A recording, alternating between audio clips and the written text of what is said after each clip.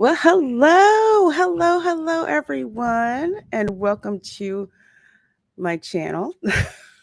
I'm Lorena Creole, and I got a thunderstorm that's rolling through here, so you'll hear the large, loud thunder booms that are going on. But frankly, the thunder outside reminds me of the IMAX theater that I was in last night to see what movie do you think that is? Of course, it is Mission Impossible Dead Reckoning.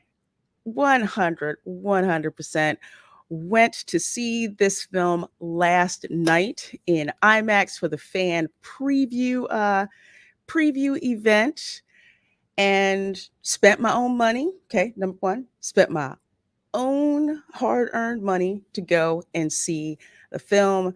Saw it here in one of the theaters in Orlando, Florida, again in IMAX. And for those folks who are probably like, no, there's no way you saw the movie. How do we know? How do we know that you actually saw the movie? Okay, two things.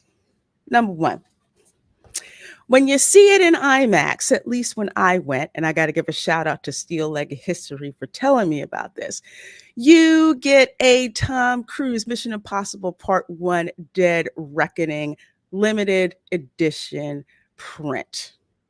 Yes, I got this.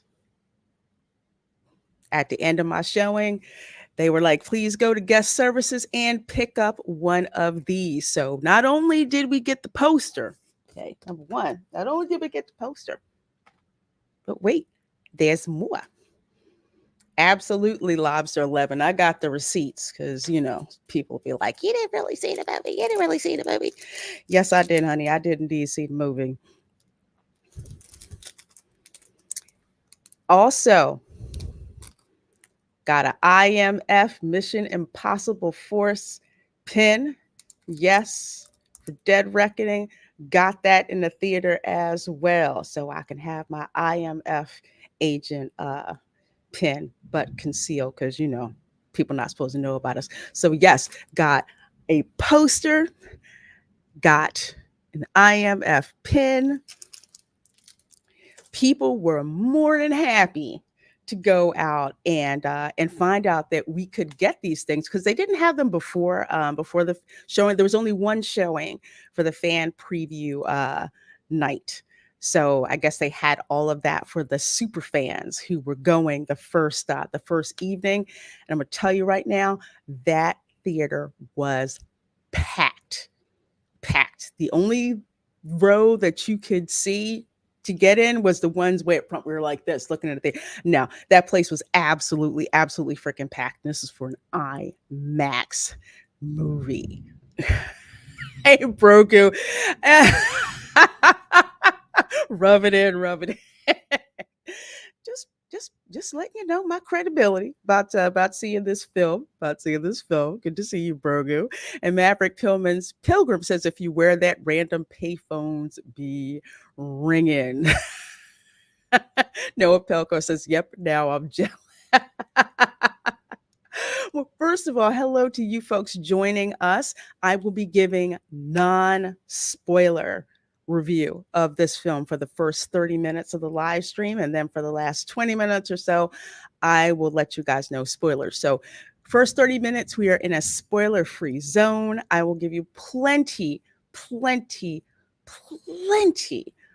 of warning before we go into spoiler territory. So hello, Barry on. Good to see you. Of course, we saw Matt Pilgrim a little bit earlier.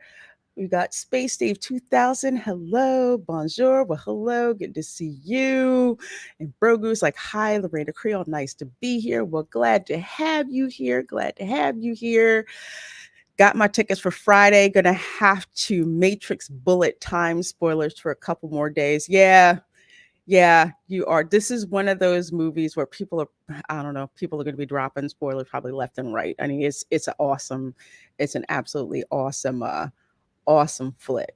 to say the least. And yo, that's sweet. I can't wait to see it this weekend. Also, even sweeter is to see it trounce Indy 5. Yeah, there's a trifecta of movies trouncing Indy 5. And Insidious, The Red Door, and Sound of Freedom, they've already started stomping on Indy 5. So they kind of got it, softened up. And then Mission Impossible is going to finish finish the job. And Alan Rockite Man, hello, says Tom Cruise saves Hollywood again. And you know what? I'm going to get to that in a minute because you're absolutely right. Pat S, hello, says nice. My nephews are going to drag me to this movie. Tell me something good. Pat S, this movie is so darn good. It's good. I binged all of the Mission Impossible movies. I was a fan of still am, a fan of the original Mission Impossible series, which I would see in reruns and everything. This movie, there's something for everybody in this movie. So yes, it is good. It is good. And Jeffrey Nelson, hello, says good morning, Miss Creole. Well, good morning. Good morning to you. Good seeing you. Good see you. And for what it's worth, I usually don't mind spoilers, but in this case, I think I'll bail when Lorena Creole hits them. I actually want to see this movie. Yes, this is my ammo. This is my ammo. If the movie is really good, I don't want to do spoilers. It's hard to drag spoilers out of me when the movie is really good. If the movie sucks, hey, I spoil it, all day. Don't really care. Noah Pelko says, are we all going to be labeled conspiracy theorists by Rolling Stone for seeing this one too? No, because Tom Cruise is behind it. They ain't messing with Tom Cruise's money. No, no. They will be worshiping this darn movie and saying it is the best thing since sliced bread and Tom Cruise is amazing because they don't want to get on Tom Cruise's bad side. No. No, they do not. Hey, Phil TMT says, hail Lorena. Well, hello, my dear, and good to see you. Good to see you as well. Wonderful, wonderful. And Nikki D for $4.99. Hello, says, thanks for reviewing this film. Can't wait to watch it this weekend. Thank you so much for the $4.99 super chat, my dear. This film, I'm happy to review it. I will tell you up front. It is definitely a must see. Not only is it a must see, but if your budget allows it, go see it in IMAX or in XD. I'm definitely going to say IMAX because that IMAX experience was crazy. I mean, it was just crazy. So definitely see that sucker in IMAX if your budget allows. I'm telling you, it's worth it. It's worth going through the seats in your car to find a change to upgrade to IMAX. Really. We'll also steal away at spoiler point as going to see with family Thursday. Giddy up. Okay. Sounds good. And in your opinion, is this the best Mission Impossible movie? That's a good question. I'm going to cautiously say yes, because part 2 has not come out yet for Dead Reckoning. So if you would say up to Dead Reckoning part 1, which is the best Mission Impossible movie, I'm going to say this one. The reason why, again, no spoilers here. The reason why the enemy is, I would say, the most frightening because of the type of enemy that it is. And when you find out in this film what it is, it's just like, I can't believe I didn't see it. I didn't see it coming. And there's so many things going on. I was about to say something else that was a spoiler, but I'm not. But put it this way, it is, oh my gosh, it's amazing. Do yourself a favor if you don't have to, but if you can, binge all the Mission Impossible movies and then see it. The enemy is Adam Sandler. Well, I will tell you this, point blank. I think what I am going to start with talking about it. I'm actually going to pop the IMDb up here on the screen as I talk. And where did that go? Okay, again, non spoilers. Let's start out with how the movie actually starts out. Now, if you've seen Top Gun, Maverick, Tom Cruise started out thanking the fans for coming to see the film. When you go to see the film, and hopefully this wasn't just an IMAX thing, they give you like a behind the scenes of the car chases and kind of how they put them together. And Christopher McQuarrie and Tom Cruise are talking about it, and they're showing all these chase scenes and how they put them together and what was so unique about doing these particular chase scenes in Rome. That's not a spoiler. You see Rome in the trailer. And not only do they do that, but then they also go to footage of the premiere of this movie around the world, London, Abu Dhabi, and just the actors talking about how much they loved doing this movie. Tom Cruise talking about how much he enjoyed doing this movie. Christopher McQuarrie also talking about the series of movies and why Dead Reckoning Part 1 is quite possibly the baddest, most hard-hitting movie this in this series, which I would wholeheartedly agree.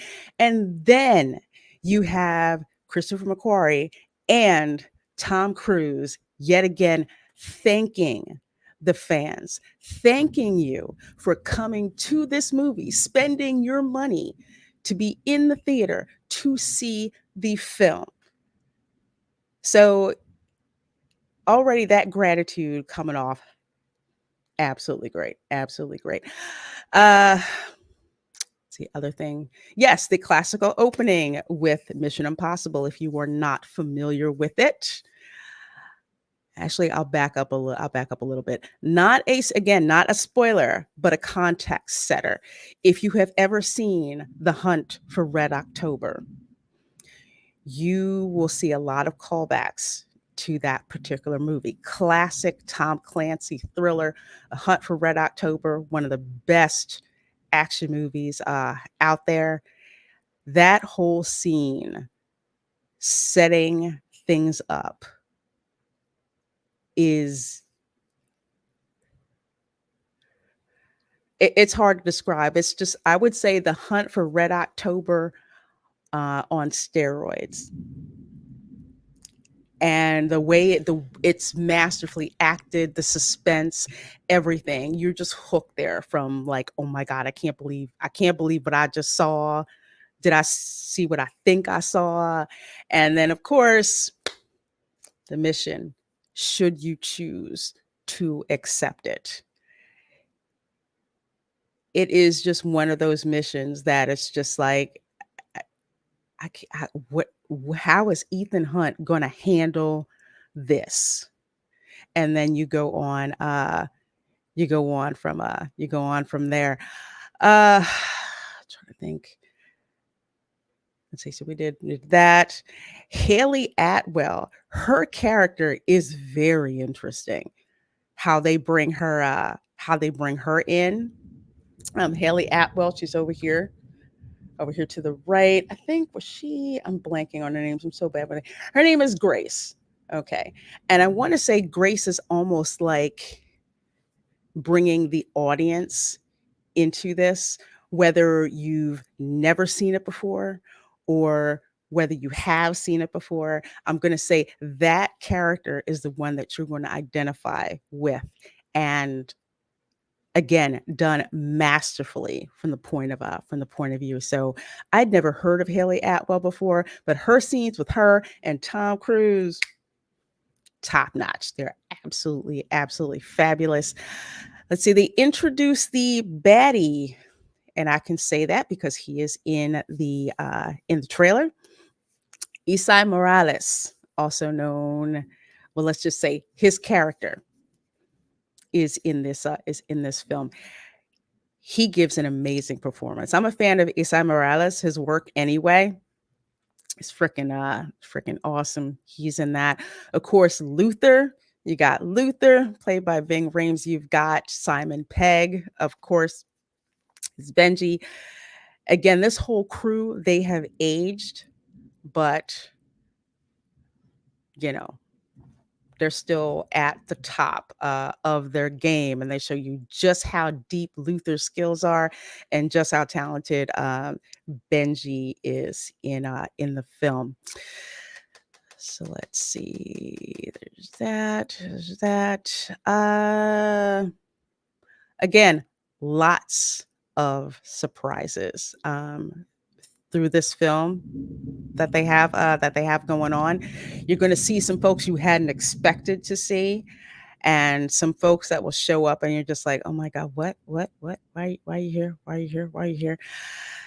Let's see. We got some new CIA people who are just about to learn exactly why Ethan Hunt is the type of man that he is. So it's kind of funny seeing, these people are always going to be several steps behind Ethan Hunt. So you have that going on. I'm purposely trying to be vague on a lot of this. Let's see, so you have the characters, of course. Let's see, and I talked about the big baddie. I'm not gonna reveal that. You see Esai Morales. You know he's a bad guy. See him with him. Talked by Haley Atwell. Let's see. The gang's some of the people are back together. Again, I said some of the people you've seen before. The pacing of the movie it's fast. There's some places where there is a little bit of a lull. Some of it just a tad bit too long. But by the time you notice it, the action ratchets back up again. The car chase scene, let's just say that Fiat is something else. I will never trash a Fiat ever, ever get it. It's ever. It's just, yeah. That chase scene through Rome. I thought the one that I saw in the latest. Oh man, we got one. Hopefully my internet will hold. If you thought the chase scene in the latest Fast and the Furious movie through Rome was good, this it's nothing compared to the ones here in the new Mission Impossible movie. Let's see, what else do we have? Talked about the pacing, talked about the acting. The big bad, like I said, the big bad is not who you would expect. And the fact that you have, when certain people realize it's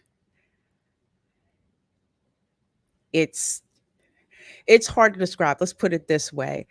You know that this is a big bad that this team has never faced before. I talked about Grace's character, keeping her in there. Keep an eye on her. She's really good in this, and we just advance, the story through her and what she sees and the situations that she gets put in.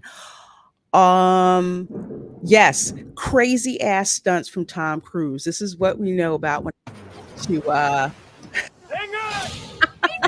I'm gonna mute that before I get copyright claimed. Crazy ass stunts.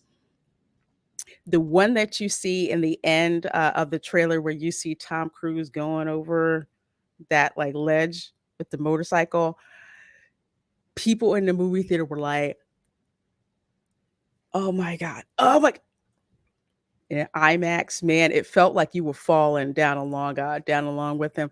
Hello, Trace. Thank you so very much for that 99-cent super sticker. I do appreciate that. Thank you so very much, my dear. And of course, it is Devil Horns.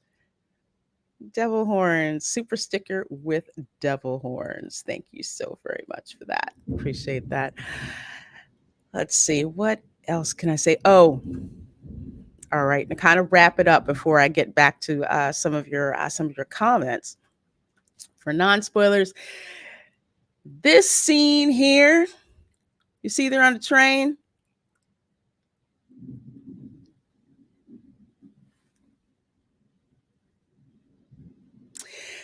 this is worth the price of admission. And also another reason why you want to see the sucker in IMAX or in XD. This sequence on the train that you see right now is possibly one of the coolest action shots that I have ever seen. And I'm talking about you will get flashbacks from other other famous action films. I have to give them a crap load of credit, especially Tom Cruise and all the people responsible for the cinematography on this action scene right here.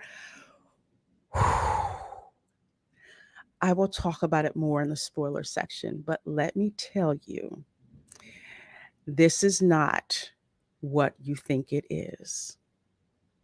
The way that they show you in the trailer is not how you experience it in the theater. When you experience it in the theater, what the context around this shot is, mm, it subverts your expectations in the best way possible. I mean, my jaw dropped. I mean, it's kind of hard to impress me, but this one, whew, it's amazing.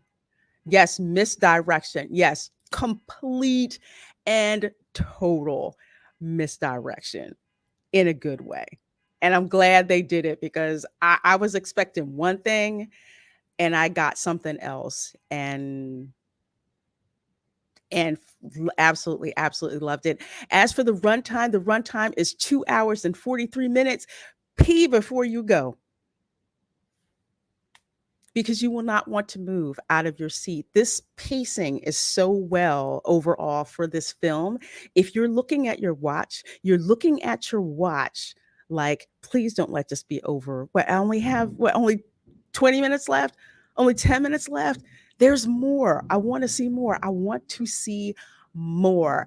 People were like clapping like crazy at the end of this film. It was, you're sitting there kind of just like, but I want more. I want more. There are no post-credit scenes. I know. I sat and I waited along with a bunch of other people, just like, are we gonna get something different? We're gonna get some new stuff?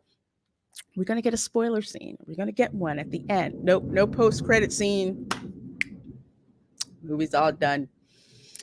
Let's see. Go back to your comments. First of all, thank you guys so much for hanging out here. Trying to go back to some of your questions. And yeah, and I did answer that. I believe it is the best Mission Impossible movie. I will tentatively give it that title until I see part two. And I do believe part two will probably take that crown from part one of Dead Reckoning. But it is absolutely, dang. Whew, it's really good. I didn't think that it could top the last one, but they did. They did. I even enjoyed the long hair Lincoln Park MI still better than most current Hollywood offerings. Mission Impossible is a great series to just go ahead and binge. Great. Nikki D says I'm definitely gonna watch it in IMAX. Yeah, you will love it. Love it in IMAX. Let's see.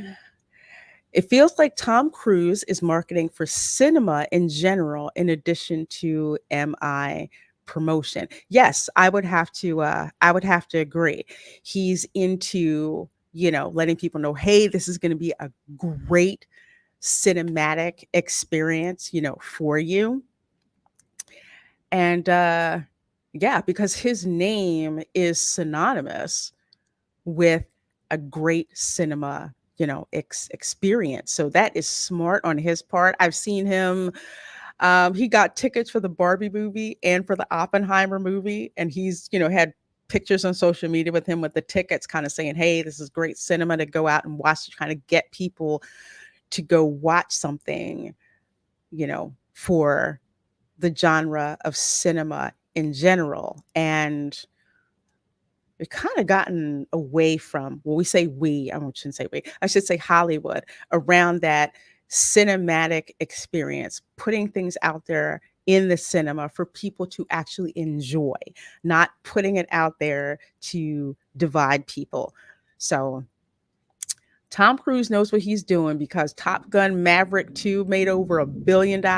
This one is going to make over $1 billion easily. Shoot up like a freaking rocket. It's got more action in it than, I would say, than Top Gun Maverick. The is the ensemble cast is on point. You're just going to enjoy it. There's something in there for everyone. There's action, there's romance, there's, comedy, there's political intrigue, everything. And of course, the special effects are on point too. Alan says just a little bit of humility, i.e., non woke, on the part of the actors and film crew goes so far in promoting a film. Yes, it does. Tom Cruise knows that. Tom Cruise has proved that. Also, I'll say even like the Blumhouse films, like Insidious, that's Blumhouse. They just put their stuff out there and it makes money. Megan made a ton of money on a really small budget. Sound of Freedom, they just put it out there, put what it's about, and people are just loving it. They don't want an agenda. They want a good experience with what's going on. Barry On says cinema current year owes a lot to Tom Cruise and Mario. Yes. Again, another cinematic experience. Yeah, absolutely. Absolutely. What else was Haley Atwell in? I remember her name from something. Well, let's see what else she was. She was in really quick. Let's see. There's Haley Atwell. Oh, Peggy Carter. Yeah, she was Peggy Carter. I didn't know her name, but I knew her face. So yes, Peggy Carter. Yep. So that's who she was. Peggy Carter in Doctor Strange. She was in Ant-Man too. She was in Captain America First Avenger. Yeah, so that's her role. That's her role. Did I just see lightning? Ooh, that's loud.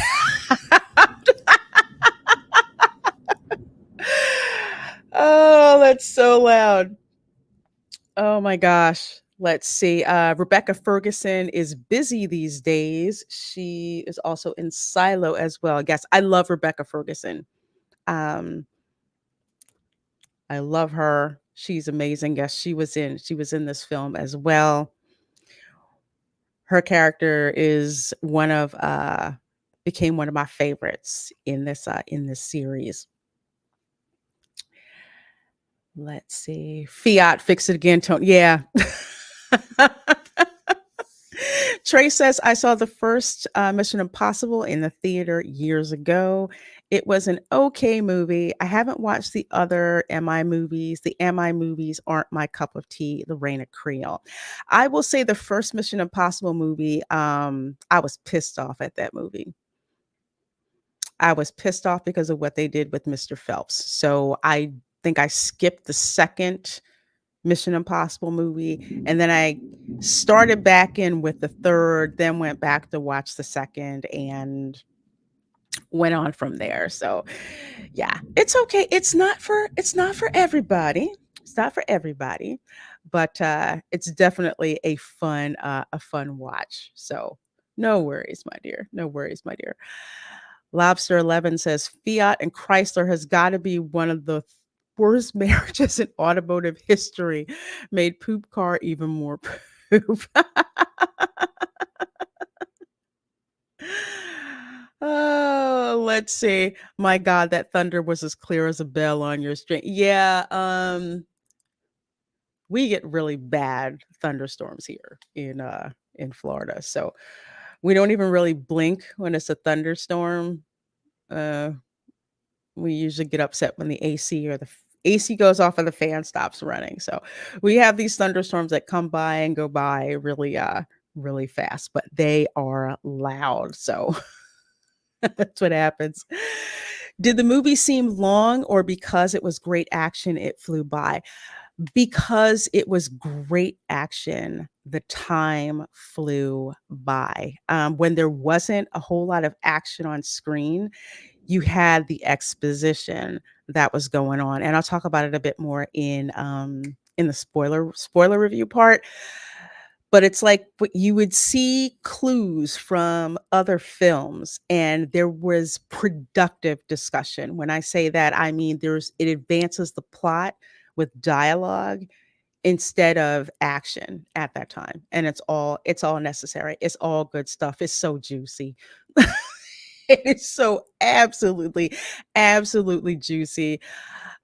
You hardly know 2 hours and 43 minutes have gone by because of how much stuff that they had going on, going on with it. But for some people who are just like, "Hey, is there anything that you didn't like about this film?" So, my unbiased review, I believe I gave it like an 8.5. It's it may go up when the second one does. So, unbiased, great flick, awesome action. I knocked off a little bit, how would I say? Well, one, there was one character, and I think her name was Paris. She was like Asian, blonde hair, kick-ass martial artist. I mean, but she didn't really say very much. Uh, it seems like she was just kind of in there. I don't know if it's that they wanted to put this particular actress in this movie, which I don't mind at all because I did like her presence, but her character, honestly, they could have farmed it out to someone else. So I didn't really feel that she was integral into the movie. And when she was integral, it was like a Deus Ex Machina. It was like a Deus Ex Machina move, and I don't like Deus Ex Machina, godlike machine, for folks who don't know about cinema, or is it a mulligan where people are calling it? Either way, that that really took it away from me because there's a similar scene, and I'll talk about that in the spoiler review, where that worked out. But with this character, with Paris, and you can see her here in the trailer. It's kind of like got this Harley Quinn looking thing going on next year to Haley Atwell. Just, I don't know. She reminds me of like one of those Parisian mimes that freak me the heck out. But yeah, her martial arts were on point. She was crazy, but in the end, I didn't really feel like her character was all that useful or memorable. And yes, MacGuffin, that's what I mean. She was. She was literally a MacGuffin. CJ says McMuffin. I just Yeah, I felt that she just wasn't she could have been used better. But if she was cast in order to elevate her visibility in Hollywood, okay, because I really did like her. I just felt like she could have had much more to do and not in the way that they desired to use her. Uh yeah, but to wrap things up, this is a badass movie. And the end, the way that this ends, it ends with even more questions, more urgency, and I can't wait for part 2. Dang, I can't wait for part 2. So what I would suggest, number 1, well, my biased review, I gave it a 9 because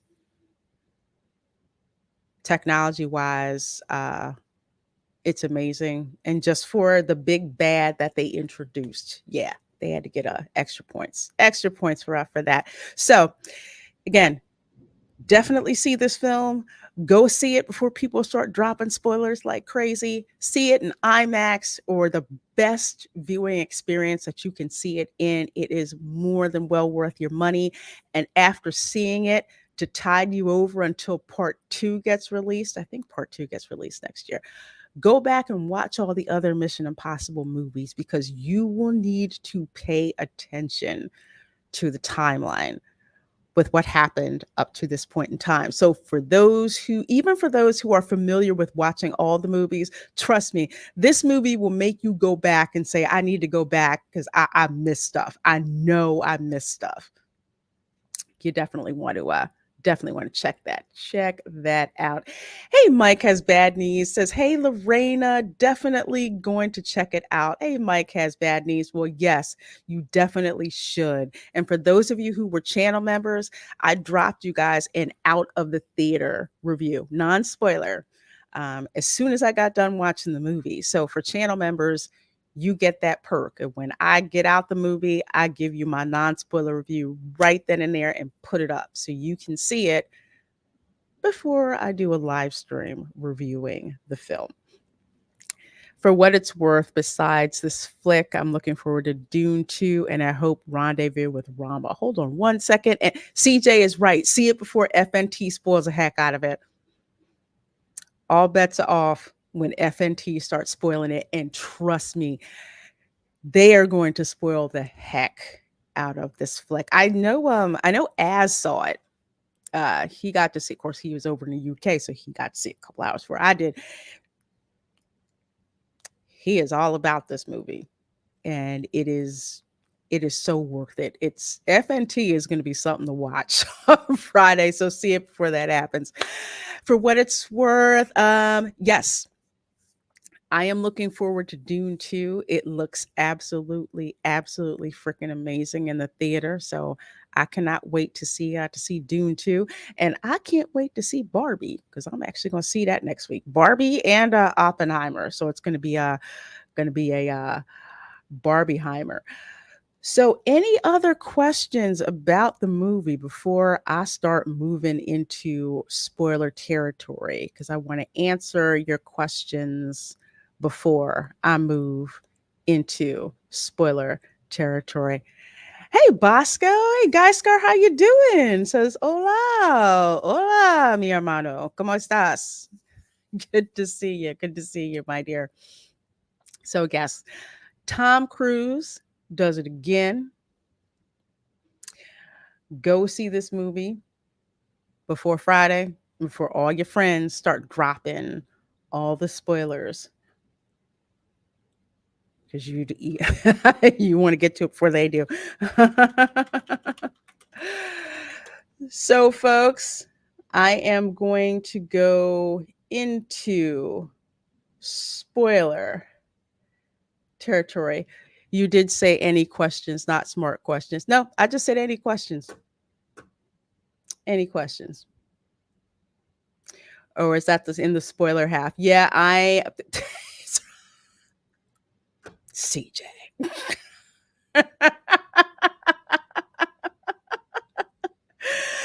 Mike has bad news, says I'm going to back out before the spoilers, but wanted to check in. Well, I am glad you did. You did check in. I'm glad you did. Okay, folks. So I am heading into spoiler territory in 3, 2, 1. 1.5. 1 1/8. Okay, we're heading into spoilers. All right. So remember that hunt for Red October scene that I was telling you about in the beginning? You have a Russian sub having fun being a ghost. Cannot be seen due to the type of technology that it has. It has an ultimate weapon that renders itself invisible. And it has literally been approaching all of the major navies of the most powerful nations undetected. Yeah, basically doing swim bys of the Navy, US Navy, British Navy, Chinese Navy. No one can see them. You can't see them. Can't see us. Can't see us. But apparently, someone did see them. So, what's piloting this Russian submarine is an AI. You know where I'm going with this, right? Okay.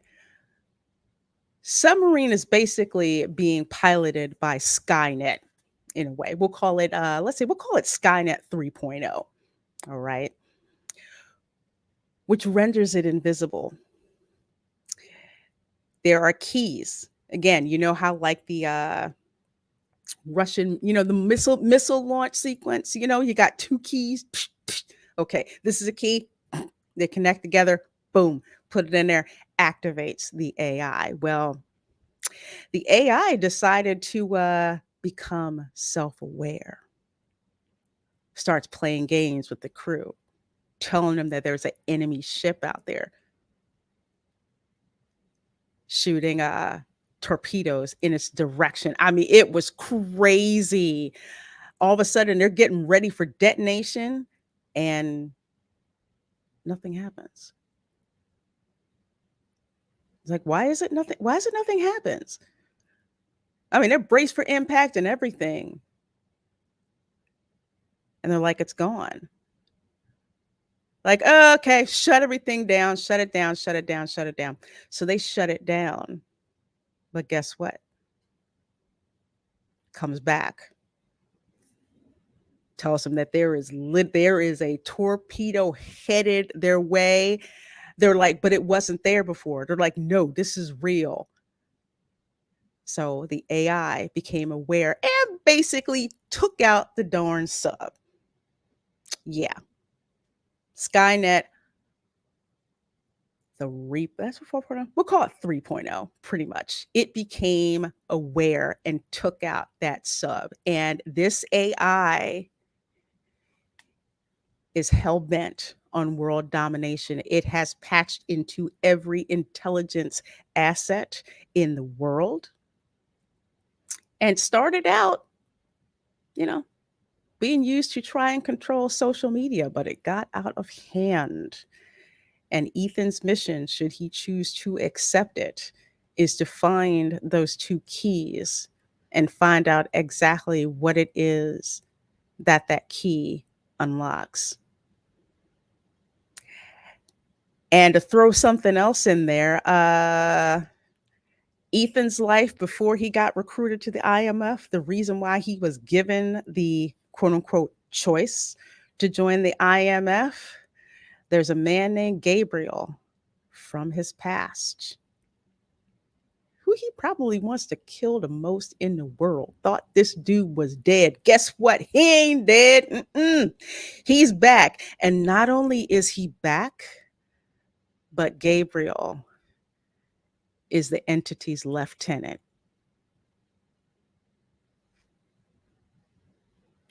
Yep.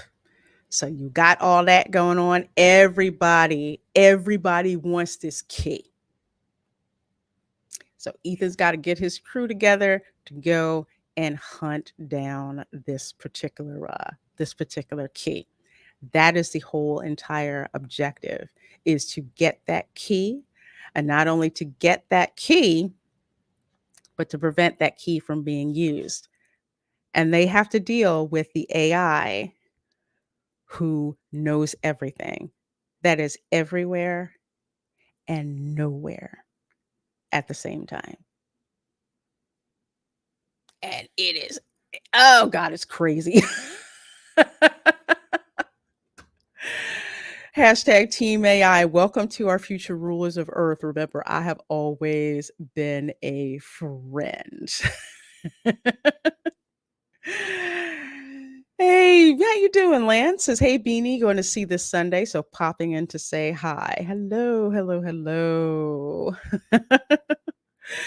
CJ says, okay, my belief has failed suspension. No way an AI would have a human henchman. Well, you know what? I kind of thought about that too. But sometimes you need a human face in order to do certain things. I'll put it to you like that. The AI, man, I am really trying not to spoil this. Okay, this is I didn't think I was going to say this, but this there's a certain spoiler I'm not going to drop. It's so fundamental to the plot that if I were to spoil it, it wouldn't be as a general. It's just something it's something you're going to have to see. The reasons why this entity has the AI as his face man, there's reasons to have that happen. Let's see what other ones. Grace, Haley Atwell's character, the girl's a darn pickpocket. So that's how we run into her. She picks the courier's pocket, the courier who has one half of the key. Apparently, there's a meeting set up between the courier and I'm blanking on what her name is, but they were having this meeting to bring both, both half of the keys together. So Tom had to get his hands on one part of the key. He already got one of the keys. He got one of the keys, one half of the key. He got one half of the key. And I'm blanking on her name. I shouldn't even do this. No, it's not her. From Ilsa Faust. Yes, I am going to spoil that for you. Ilsa, you get to see her. I love her character. Daggone it. Just Ilsa. Ilsa. And I'm going to spoil this too. Pour one out for Ilsa. Mm-hmm. Pour one out. Ilsa is no more, but she goes out like a freaking boss. I'm telling you. She does. That broke my heart. That broke my heart more than Ethan Hunt seeing her dead body. Ugh. And all because the AI got into his head. I'll put it to you like that. Pat S says, is Darth Vader Ethan's dad? That's a big spoiler. No, no, no, no, no. Not his dad. But there is a major spoiler where it comes to Ethan and Gabriel and the reasons why the AI has a vested interest in Gabriel being his face man. So I'm kind of holding that one back. It's such a fundamental part of the plot. I'm holding that one back. I really am. But when you find out, it's just like, okay, that makes sense. Because CJ, like you were saying, it's like, why does an AI need a human face to do stuff? But then you see what's at play here. He needs a human face. He needs a face man to do this stuff for him. And Gabriel is visible and invisible. The AI will literally erase his presence in real time. It was nuts. It was nuts what they had going on, how they had going on with that. So let's see, I talked about Gabriel. Uh there's a bomb diffusing sequence in here. Picture it. A nuclear bomb about to go off. Benji happens to find it. Okay. Nuclear bomb set to go off. A nuclear bomb whose we'll say diffusing sequence is controlled by AI. When Benji rolled up on that nuclear bomb, the nuclear bomb knew exactly who he was. And in order to diffuse it, you had to answer these series of questions. and you didn't know when the questions were gonna end.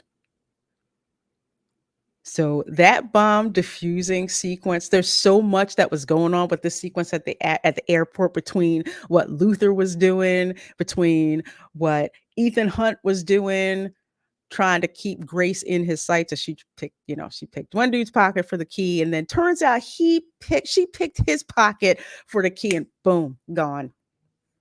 So much stuff going on with that. That bomb diffusing sequence was that was crazy.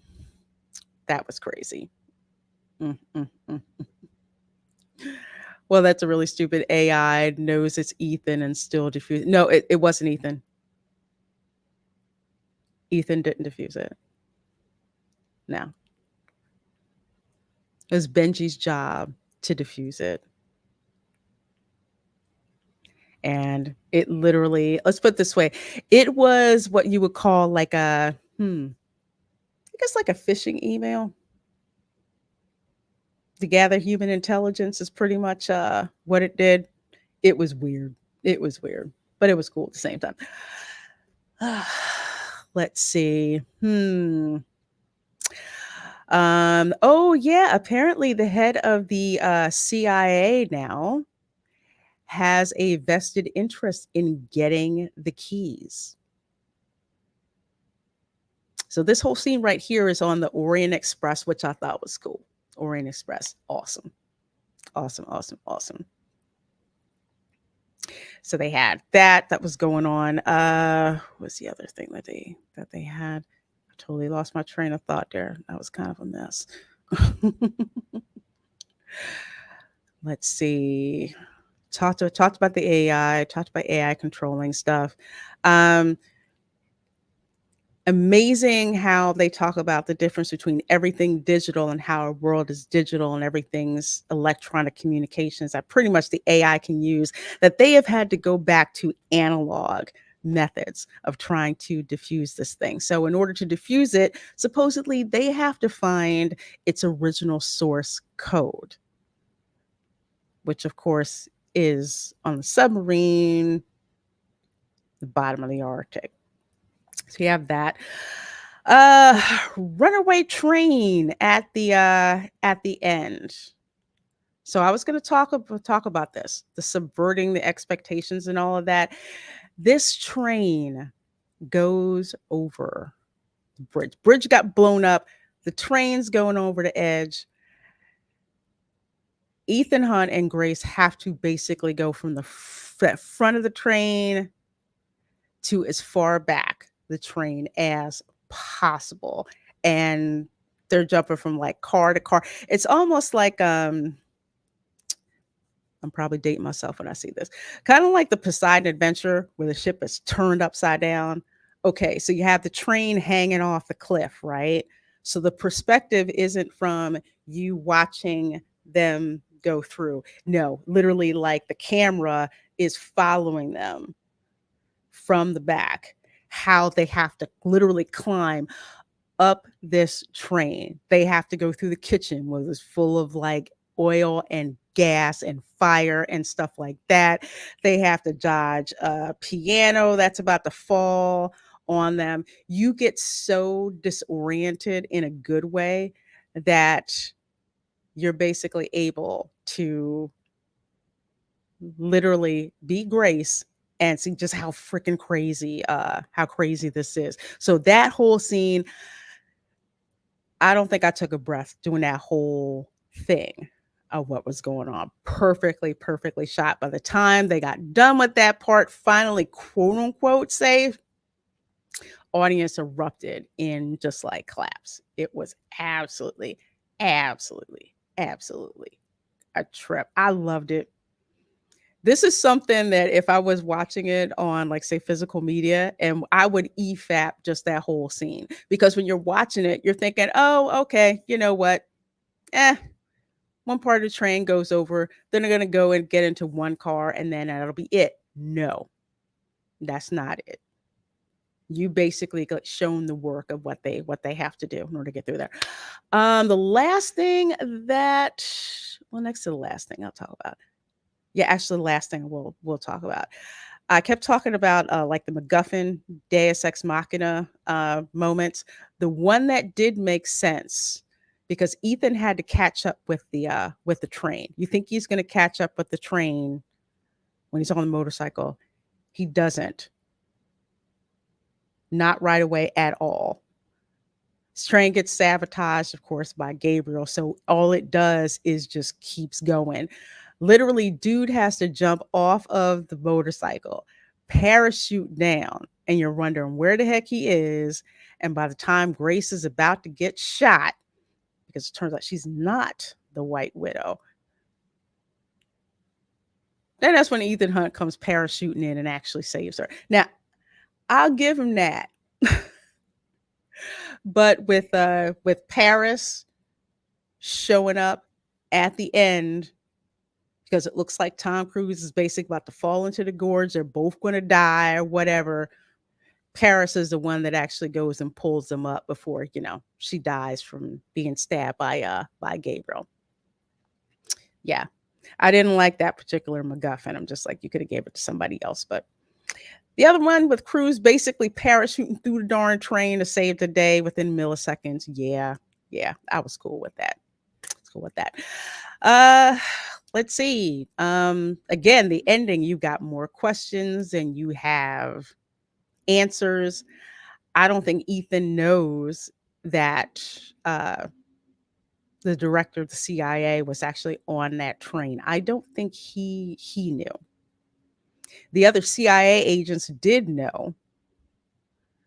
So it kind of makes me wonder, what are they going to do since they find out that the director of the CIA not only is in on this, but wants the United States to be the possessor of this AI in order to control this AI, in order to use it to get rid of certain undesirables in the United States and elsewhere, people with the wrong ideas, you know, those types of people. And you'll have this discussion throughout the entire film of like, no one person should have that amount of power. But apparently, director of the CIA wants that power to control thought, to control what is truth and what isn't truth. You'll hear a lot of that discussed. Um, Prime example for like what is the truth. The scene where Tom Cruise is running around. What was the scene? It's a darn shame that I'm blanking out. But he's running around trying to find Ilsa, okay, trying to find her and trying to find Grace. And Benji is supposedly giving him directions about where to run in Venice to try to find her. And then all of a sudden you hear Benji talking, but it's not his voice. So the AI is basically telling Ethan where to go. So you know that's not going to end up well at all. So the truth is he wasn't getting what Benji was trying to tell him. He got what the AI was trying to tell him. So interesting. And director of the CIA is still controlling things, and it basically tells Ethan, you're going to have to confront your past in order to give us what we want. And then of course they go back to the beginning about your mission should you choose to accept it. And Grace is working for the IMF now. Yeah, gonna see how that goes. So that is all the spoilers that I'm going to tell you, all the spoilers that I feel comfortable telling you. When I say comfortable, because I really want you to enjoy this film. There's some things that just need to be shrouded in mystery, I feel, just by prerogative, that you shouldn't know before you go in and see this movie. But I have to say it's done extremely well. Great popcorn movie. Skynet 3.0, I'm a little disappointed that's where they went, but it's very interesting how it's used to be the big bad. So we'll see what's going on. And last spoiler. Keep an eye on Gabriel about that key. Just saying. All right, folks, for that is going to end it for me. I have to go get lunch and then go back to work, but I wanted to share the non spoiler and spoiler review for this film, Mission Impossible Dead Reckoning Part 1. Go see it. Go see it now. Go to the best showing that you can go to see. It is a film that does not, let's put it this way, does not politically insult its audience. Tom Cruise knows where his money is, and it's not in pissing off the audience. So great time. Go check it out. I highly, highly, highly recommend. Yeah, highly, highly recommend that you all see it. So thank you so much for watching. Please do give this video a thumbs up if it gave you some value, which I certainly hope that it did. Let me know in the comments if you're going to see this film. What kind of showing are you going to see it in? And if you've already seen it, already, let me know your thoughts in the comments, preferably with no spoilers right now, because people are just going out to see the film, or just wait until the weekend and then load it up full of spoilers, because after Friday, I don't care, go for it. So everyone take care, and I will see you next time. Bye.